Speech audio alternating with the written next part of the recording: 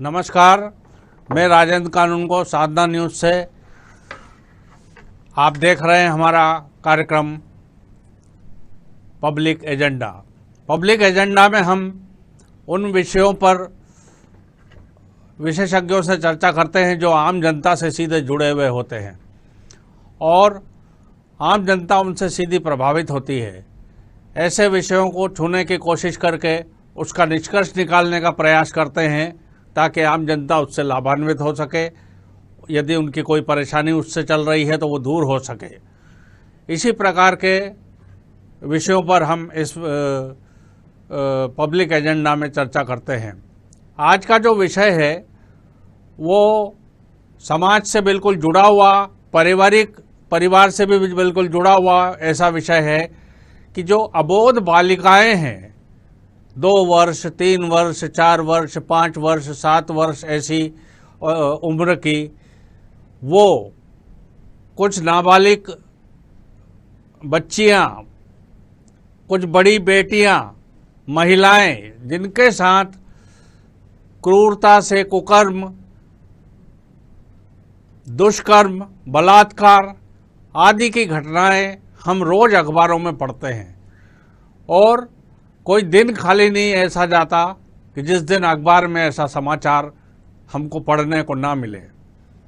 इस विषय पर हम गहन चर्चा करना चाहते हैं आज, जिसमें इस समस्या का कोई हल निकले। ये मानसिक विकृति तो है ही भाई, 2 वर्ष 4 वर्ष की जो कन्या है वो क्या समझती है, लेकिन इस प्रकार के कुकर्म उसके साथ किए जाते हैं और बाद में यही नहीं, इसके बाद उनकी हत्या करके कहीं फेंक दिया जाता है, झाड़ियों में फेंक दिया जाता है, तो कुएं में फेंक दिया जाता है। इस प्रकार की जो समस्या है उस पर हम चर्चा करना चाहते हैं, कुछ निष्कर्ष निकले, समाज भी कुछ जागृत हो, माता पिता कुछ जागृत हो और अपने बच्चियों की सुरक्षा कर सके। शासन प्रशासन के कानों तक ये जो रहेंगे। अभी हाल भी में हमारे जो माननीय मुख्यमंत्री जी हैं, संवेदनशील है, उन्होंने भी इस बात पर, महिलाओं को प्रताड़ना पर अपनी गहरी चिंता जताई थी और कलेक्टर एसपी की कॉन्फ्रेंस में उन्होंने इस चीज़ को बोला था कि बड़ी घटनाएं हो जाती है, सोशल मीडिया पर चलती है और कलेक्टर और एसपी सोते रहते हैं। इसके पूर्व संस्कृति मंत्री हमारे यहाँ की उषा ठाकुर, उन्होंने एक बयान दिया कि इस प्रकार की जघन्य कार्रवाई करने वालों को सरेआम गोली मार देना चाहिए। तो ये जो है, इस प्रकार की भावना तब निकलती है जब आदमी बहुत अंदर से उद्वेलित हो जाता है। तो इस विषय पर हम आज चर्चा करेंगे। हमारे साथ जो मेहमान जुड़े हैं उनका मैं आपसे परिचय करा दूं। हमारे साथ नाजिया खान जी जुड़ी हुई हैं। ये सामाजिक कार्यकर्ता हैं और इसी विषय पर हम सबसे पहले उन्हीं से चर्चा करेंगे। इसके बाद में आपको हमारे दूसरे जो मेहमान हैं उनका परिचय कराता हूं और उनसे हम चर्चा करेंगे। नाजिया जी, आपने ये बात सुनी अभी कि इस प्रकार के अबोध बच्चियों पर और इस प्रकार से होता है ये कुकर्म, दुष्कर्म, बलात्कार और उनका यौन शोषण, कई तरीके का प्रलोभन दे करके, कभी जोर से, कभी मारपीट से। तो इसका क्या कारण हो सकता है समाज में और इसका क्या हल क्या हो सकता है? सबसे पहले तो मैं आपसे ये कहना चाहूँगी कि मुझे खुद, जबकि मैं खुद एक सामाजिक कार्यकर्ता हूँ, बहुत निडर हूँ, लेकिन उसके बाद आज मुझे डर लगता है। आपके सामने मेरी बेटी बैठी हुई है, मैं खुद अपनी बेटी को मुस्तकिल अपने साथ रखने लगी हूँ। इससे बड़ी बात मैं क्या कह सकती हूँ। मुझे बहुत तकलीफ़ होती है कि ना 6 महीने की बच्ची सेफ रही, ना ही आज 50 साल की औरत सुरक्षित है। हम कहाँ जा रहे हैं, ग्रोथ रेट कहाँ जा रहा है क्राइम का। बच्चियों के लिए ले लीजिए आप कि बच्ची ना घर में सेफ है ना घर के बाहर सेफ है, अगर स्कूल जा रही है कॉलेज जा रही है वहां सेफ नहीं है। महिला अगर बाजार में है या किसी परिचित के साथ है तो सेफ नहीं है। तो क्या करें महिलाओं का, आप बताइए बच्चियों का क्या किया जाए।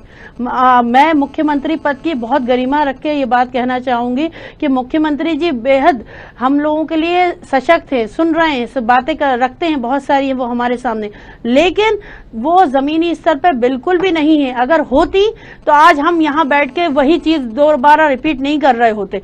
देखिए आप खुद राजेंद्र जी, बराबर क्राइम ग्रोथ रेट बढ़ रहा है और उसमें सबसे ज्यादा उत्पीड़न महिलाओं के साथ, बच्चियों के साथ हो रहा है। तो हम जा कहाँ रहे हैं, ये मेरे समझ से बाहर हो रहा है कि न पुलिस प्रशासन है कहीं पर देखने को इस तरह से सतर्क मिल गया। अगर होता सतर्क तो आज हम यहाँ नहीं बैठे होते। आज हमारी कितनी बच्चियां हैं, कितनी बहनें हैं, अभी की दीजिए जिसके लिए हम बैठे हुए यहाँ पर, जो बच्चियों के साथ हुई है, मतलब सोच के रोंगटे खड़े हो जाते हैं मेरे, क्योंकि मैं भी एक बच्ची की माँ हूँ और मैं बच्चियों के लिए, महिलाओं के लिए काम कर रही हूँ, तो मुझे पता है कितनी तकलीफ होती है।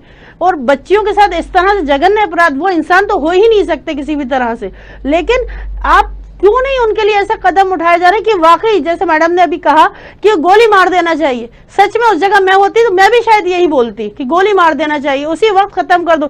एक बार आप ऐसा करके तो देखो, इस तरह से कानून बना के तो देखो कि उसी वक्त ऑन स्पॉट जहां वो दिखे सामने, आप उसको शूट एट साइट जिसे कहते हैं पुलिस टर्मिनोलॉजी में, कि वो कर देना चाहिए। करिए तो आप, फिर देखिए कैसे कम नहीं होते।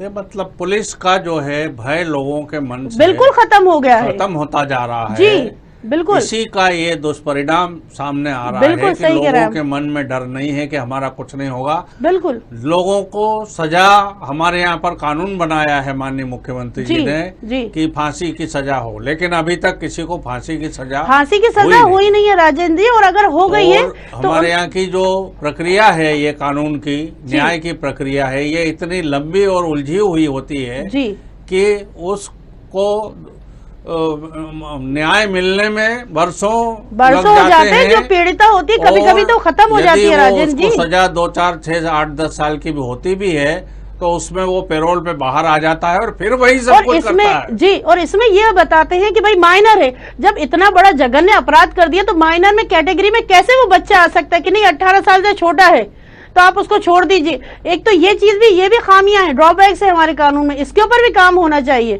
कि नहीं 18 साल से कम उम्र का था तो इसलिए वो नाबालिग है, इसलिए उसको हटा दिया जाए, इस केस से उसको बरी कर दिया जाए। तो ये कहाँ का है जो इतना बड़ा जघन्य अपराध कर सकता है किसी बच्ची के साथ या किसी महिला के साथ कर सकता है, तो कैसे नाबालिग होगा, कैसे माइनर में गिना जाएगा वो।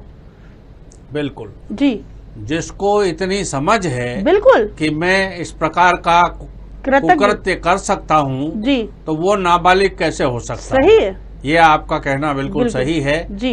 और इस प्रकार के अपराध को जो है वो क्षमा किए जाने लायक नहीं है, बिल्कुल भी नहीं, उसको सजा होना चाहिए और सजा भी जल्दी से जल्दी सजा उसकी होना चाहिए, ये निश्चित रूप से कहा जाएगा। जी जी। नाजिया जी, इस समय अगर यदि हम गंभीरता पूर्वक इस पे विचार करें, थोड़ा सा ठंडे दिमाग से विचार करें जी, तो इसका हल क्या हो सकता है? माँ बाप बच्चों को सुरक्षित रखने के लिए आपके नज़र में क्या ऐसा कदम उठा सकते हैं कि बच्चियाँ सुरक्षित रहें?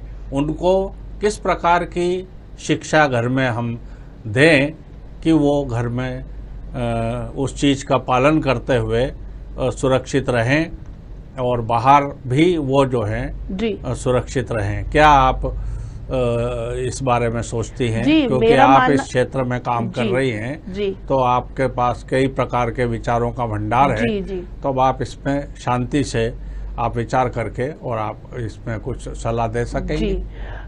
जी, मैं अपनी समझ के मुताबिक ये कहना चाहूँगी। देखिए, अभिभावक जो होते हैं, माता पिता, उनको कोई नहीं सिखा सकता, मैं भी वही हूँ, लेकिन अपनी समझ के हिसाब से जिस तरह से मैं लोगों से डील कर रही हूँ, तो आप लोगों को मैं सलाह देना चाहूँगी, ये सजेशन देना चाहूँगी कि ज़्यादा से ज़्यादा वक्त अपने बच्चों के साथ गुजारने की कोशिश करें। वो किस माहौल में हैं, किस कंपनी में हैं, उस पर ध्यान दें।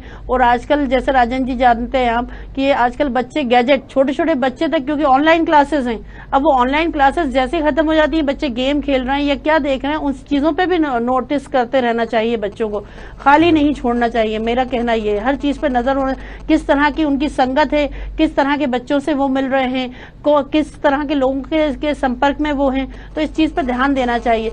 माना भाई बच्चों, अगर मैं बोलती हूँ पर माता पिता से कि भाई बच्चों पे ध्यान दें, तो वो उनका ये कहना होता है कि हम अगर बच्चों पे ज्यादा ध्यान देंगे तो हम कमाएंगे कैसे, उन्हीं के लिए तो कर रहे हैं। ठीक है आप कर रहे हैं, लेकिन मेरा कहना राजेंद्र ये है, जब बच्चे ही खुदा नहीं रहेंगे, ऊपर वाला ना करे, तो आप कमा के क्या कर लेंगे? कम कमाए लेकिन बच्चों को तो ध्यान दें आप। मेरा कहना ये है कि बच्चों के साथ ज्यादा वक्त दें, बच्चों के क्या एटमॉस्फेयर है, क्या एक्टिविटी है हो रही है बच्चों की, क्या यहाँ पर इन्वॉल्व है बच्चे, उस चीज पे फोकस करना बहुत जरूरी है, ज्यादा से ज्यादा।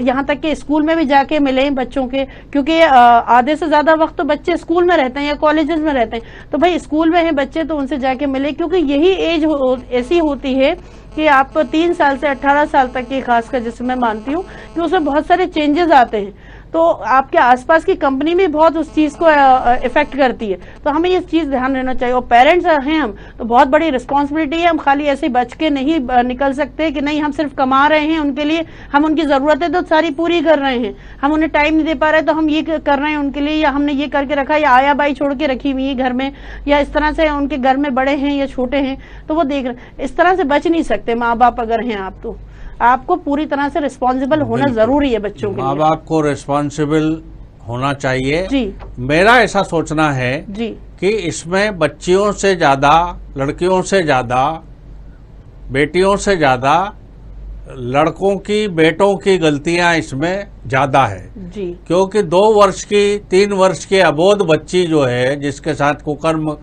करने के लिए कोई उठा के उसको ले गया है, तो वो बच्ची तो समझ नहीं रही कि मैं कहाँ जा रही हूँ, मेरे को कौन ले जा रहा था। वो गलती तो उस लड़के की या उस व्यक्ति की है जो उसको उठा करके ले जा रहा है। वो 2 साल की, 3 साल की बच्ची को हम क्या समझाएंगे जी, सही कि आप क्या करेंगे। तो ये एक प्रकार की जो मानसिकता है, इसको बदलने के लिए एक प्रकार का जो घरेलू वातावरण है उसमें ये थोड़ी बहुत शिक्षा माता जी को, पिताजी को समय निकाल करके, बड़े भाइयों को, बहनों को, बेटों को समझाना चाहिए कि हम ये जो करने जा रहे हैं, ऐसा लोग अपराध जो करते हैं वो अक्षम्य है, और इसको बिल्कुल आप ऐसी संगत में न पड़े जहां पर आपको इस प्रकार के अपराध की भावना आप में जागृत हो, ऐसा साहित्य न पढ़े, ऐसी चीजें मोबाइल पर न देखें कि आपके मन में विकृति पैदा हो। जी जी।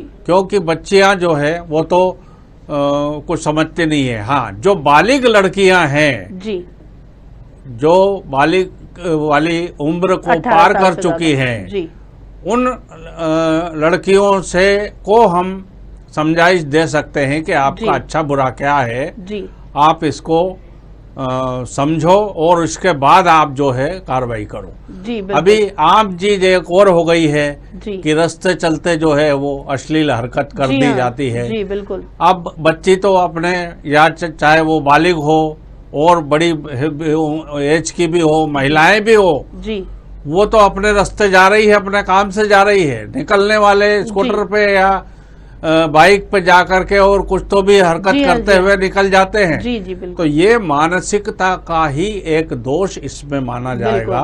बिल्कुल। क्या आप इसमें सहमति हैं और इसका क्या हम हल निकाल सकते हैं? जी बिल्कुल, मैं आपकी बात से पूरी तरह से राजन जी सहमत हूँ कि जैसे आपने सुना होगा यकीनन कि हमारे घर में बच्ची होती है तो हमारे बच्ची अपने थोड़ी बहुत समझ हुई तो उसको समझाने लगते हैं कि बेटा तुम्हें दूसरे के घर जाना है, तुम्हें ये करना है, तुम्हें वो ऐसे सलीके से बैठो, तो ऐसे बात करो। तो हम क्यों नहीं बच्चों के ऊपर भी, यानी कि बेटों के ऊपर भी उतना ही फोकस करें, उन्हें भी तरीके सिखाएं, तौर तरीके सिखाएं, उन्हें बताएं, हम सारी चीजें समझाएं उनको। और जो अभी का माहौल है, बहुत तकलीफ होती है, उस बारे में आज हमें बात करना बहुत जरूरी है, खासकर बेटियों से ज्यादा बेटों को। मैं आपकी बात से पूरी तरह से राजेंद्र जी इत्तेफाक रखती हूँ जो आपने कहा, हमें बेटों के ऊपर ज्यादा, बेटियों से ज्यादा फोकस करना है। बेटियां हमारी यहाँ सजग हैं, समझदार हैं बहुत हद तक, लेकिन अब हमें बेटों में फोकस करने की जरूरत है कि बेटों को समझाना पड़ेगा कि अगर तुम किसी बच्ची को देख रहे हो या किसी लड़की को देख रहे हो तो तुम ये सोचो कि तुम्हारे घर में भी बेटी है, तुम्हारे घर में भी बहन है। ये हमें संस्कार उन्हें देना पड़ेंगे, उनको समझाना पड़ेगा बैठ के सारी चीजें। और जितनी हम बच्चों से बात करेंगे, उन्हें समझाएंगे, उतना उनके लिए अच्छा होगा, मैं समझती। क्योंकि अगर वो हमसे कोई सवाल पूछते हैं और हम सोचते हैं अरे माँ बाप पे शर्म आ रही है, झेप आ रही है, बच्चे नहीं पूछ पा रहे या हम उन्हें बताने में क्यों शर्मा रहे हैं, वही बच्चा अगर हमारा किसी बाहर वाले से जाके राजन जी पूछेगा तो यकीनन उसको जितना हम एक अभिभावक होने की हैसियत से समझा पाएंगे, यकीनन दूसरा नहीं समझा पाए। क्योंकि हम हमारे बच्चे की मेंटेलिटी जानते हैं, हमारे बच्चे को हमने बढ़ते हुए देखा है उसको कि वो किस तरह से चीजों को समझ सकता है, तो हमारे समझाने का तरीका यकीनन और बेहतर होगा। बिल्कुल जी। अभी ये देखने में भी आता है, इसी बात को हम थोड़ी सी आगे बढ़ाते हुए बात करते हैं कि परिवार में भी बच्चियां सुरक्षित नहीं है। बिल्कुल नहीं है। यहाँ तक कि बहुत अफसोस और शर्म आती है हमको कि हम ऐसे समाज में रह रहे हैं कि बाप जो है, पिता जो है, अपनी पुत्री के साथ जो है वो दुष्कर्म करता है, तो इससे बड़ी और शर्म की और शर्म से डूब मरने की बात हमारे लिए और क्या होगी कि हम ऐसे समाज में रह रहे हैं जहां पर इतने पवित्र रिश्ते को जो है कलंकित कर रहे हैं और उसको धमकी दी जाती है कि तुम कुछ मत कहीं बताना, और वो बेचारी बच्ची जो है वो डर के मारे कहीं पर कोई चर्चा नहीं कर पाती है और ऐसी स्थिति निर्मित हो जाती है। जी, डर की। तो अब आखिर बच्ची या लड़की या बेटी जाए तो कहाँ जाए जब घर में भी वो सुरक्षित नहीं है। बाहर की तो बात है कि बाहर सुरक्षित नहीं है, तो उसके लिए सरकार कानून बना रही है और कानूनी रूप से जो है यदि वो पकड़ में आता है और उसका संज्ञान लेकर के उस पर कार्रवाई की जा सकती है। लेकिन घर में अगर ऐसा हो रहा है, कई चीजें सामने आ जाती है और कई चीजें सामने समाज के डर के मारे नहीं आ पाती है। जी। वो वहीं दब करके रह जाती है। तो ऐसी स्थिति में मात्र एक ये सहारा रह जाता है कि आदमी की सोच में परिवर्तन हो। क्या सोचती है आप? बिल्कुल सही कहा आपने। और इसमें सबसे ज्यादा अहम रोल जो है, किरदार, वो एक माँ का होता है। जितना मैं समझती हूँ, माँ को अपनी बेटी से खासकर, या इस जगह बेटा भी हो, क्योंकि राजेंद्र जी अभी बेटियां तो बेटियां, बेटे भी सेफ नहीं है, आपको भी जानते हैं, आप भी देख रहे हैं ये सारी चीजें। कहते हुए बहुत ज्यादा तकलीफ हो रही है कि बच्चे अपने घर में सुरक्षित नहीं है। जो मतलब कहते हैं कि पूरी दुनिया एक तरफ और माँ बाप एक तरफ, लेकिन माँ बाप भाई बहन ये आपस में सुरक्षित नहीं है, तो बहुत तकलीफ होती है कहते हुए। लेकिन माँ ऐसा किरदार है, माँ अपने बच्चों को, चाहे बेटी हो या बेटा हो, छोटे खासकर, क्योंकि बालिग, आपने कहा जैसे कि बालिग होने के बाद तो समझ एक तरह से आ जाती है बच्चों में, अच्छा बुरा भला बुरा समझ, लेकिन कुछ उम्र ऐसी रहती है, आपने 1 साल में थोड़ी बहुत समझ आ जाती है कि हाँ बच्चा जा रहा है, अगर गोद में जा रहा है तो डर जाएगा, तो पीछे हट जाएगा, वो भी इतना नहीं कह सकते। लेकिन 3 साल से आप अपने 10 साल तक के बच्चे, इस वक्त उनको बहुत ज्यादा माँ की जरूरत होती है। माँ उनको हर चीज समझाए, उन पे ध्यान रखे, यहाँ तक कि माँ ये बताए कि बेटा अगर पिता कहते हुए बहुत तकलीफ हो रही है, लेकिन क्या करें, आज माहौल हम इतने उसमें आ गए हैं, गंदगी में आ गए, मैं ये कहूंगी कि हमें ये समझाना पड़ेगा उनको, बच्चों को, कि बेटा अगर तुम्हारे पिताजी भी तुम्हारे पास आए तो मैं इस तरह से छूने की कोशिश करें या तुम्हारे पास आने की कोशिश करें जो तुम्हें सही नहीं लग रहा है, तो तुम फौरन हट जाओ या चिल्लाओ, पापा क्या कर रहे हैं आप, जोर से, और मुझे आके बताओ। कोई भी बात हो, बिल्कुल डरने की जरूरत नहीं है, मैं हूं तुम्हारे साथ। एक बार कह के बच्चों को गले तो लगाइए, देखिए फिर कितना फर्क होगा बच्चों में। बिल्कुल जी। घर के वातावरण को हमको संभालना पड़ेगा, बच्चियों को प्रशिक्षित करना पड़ेगा, शिक्षित करना पड़ेगा, उनको समझाना पड़ेगा कि आपको किस तरीके से, जिसको कहा जाए कि बीच में हमने एक ये मुहिम चली थी कि गुड टच और बैड टच, तो उनको ये समझाना पड़ेगा कि गुड टच क्या होता है, बैड टच क्या होता है। बचपन से जितना माँ समझा सकती है उतना कोई उसको और नहीं समझा सकता, क्योंकि माँ जो है बच्चे को भी और बच्ची को भी, दोनों को समझा करके और परवरिश करती है। तो माता की भूमिका इसमें समाज में इस समय ज़्यादा है, पहली गुरु भी वही होती है। तो वो सब इन चीज़ों का ज्ञान दे और समाज को ये जिम्मेदारी उठाना पड़ेगी कि सामाजिक रूप से भी इस प्रकार के कैंप आयोजित किए जाएं जहां पर इस प्रकार की शिक्षा सबको दी जाए कि भाई किस प्रकार से हमको समाज में जीना है, ताकि इस प्रकार की घटनाएं न घटित हों और कानून व्यवस्था थोड़ी सख्त रखना पड़ेगी कि इस प्रकार की जो अभद्रता करके और अश्लील हरकतें करके कोई भाग के निकलने ना पाए, और वो यदि पकड़ के उसको ऐसी सज़ा मिलना चाहिए कि वो दोबारा इस प्रकार की हरकत करने के बारे में न सोच सके। आज के इस मुद्दे पर हमने नाजिया जी के साथ मिलकर बड़ी सारगर्भित चर्चा की। काफ़ी लोग इसको सुन कर के और कुछ उसमें विचारों में परिवर्तन ला सकते हैं, कुछ इस हद तक घटनाएं रुक सकती हैं। आज का पब्लिक एजेंडा कार्यक्रम हम यहीं समाप्त करते हैं। मुझे आज्ञा दीजिए। नमस्कार।